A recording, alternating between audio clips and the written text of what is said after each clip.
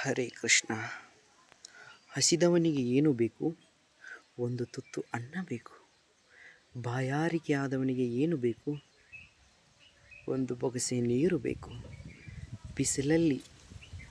ಬಿಸಿಲಲ್ಲಿ ಬೆಂದವನಿಗೆ ತುಂಚ ಗಿಡದ ನೆರಳು ಬೇಕು. ಹಾಗಾದರೆ ಮನಸ್ಸನ್ನು ಕುಗ್ಗಿಸಿಕೊಂಡು ಕಷ್ಟದಲ್ಲಿ ಕಣ್ಣೀರಲ್ಲಿ ಕೈ ತೊಳೆದು ಮೂಲೆಯಲ್ಲಿ ಯೋಚನೆ ಮಾಡ್ತಾ ಕೂತವನಿಗೆ ಏನು ಬೇಕು ಅಂದರೆ 4 ಸಾಂತ್ವನದ ಮಾತುಗಳು ಬೇಕು. ನೀವು ಅವರಿಗೆ ಹಣದ ಸಹಾಯ ಮಾಡಬೇಕಂತೇನಿಲ್ಲ. ಅವರ ಮನೆಯಲ್ಲಿ ಹೋಗಿ ಕೆಲವು ಕೆಲಸಗಳು ಅಥವಾ ಅವರಿಗೆ ಸಹಾಯವಾಗುವಂಥದ್ದು ಏನೂ ಮಾಡಬೇಕಂತೇನಿಲ್ಲ. ಕೇವಲ 2 ಪ್ರೀತಿಯ ಮಾತು, ಆ ಸಾಂತ್ವನದ ಮಾತನ್ನು ನೀವು ಹೇಳಿ. ಆಗ ಆ ಮನಸ್ಸಿಗೆ ಎಚ್ಚರವಾಗುತ್ತೆ. ಆ ಮನಸ್ಸಲ್ಲಿ ಸ್ಫೂರ್ತಿ ತುಂಬಿ, ಧೈರ್ಯ ತುಂಬಿ, ಭರವಸೆಯಿಂದ ಜೀವನದಲ್ಲಿ ಮುಂದೆ ಹೋಗೋ ಹೆಜ್ಜೆ ನೀಡುತ್ತೆ.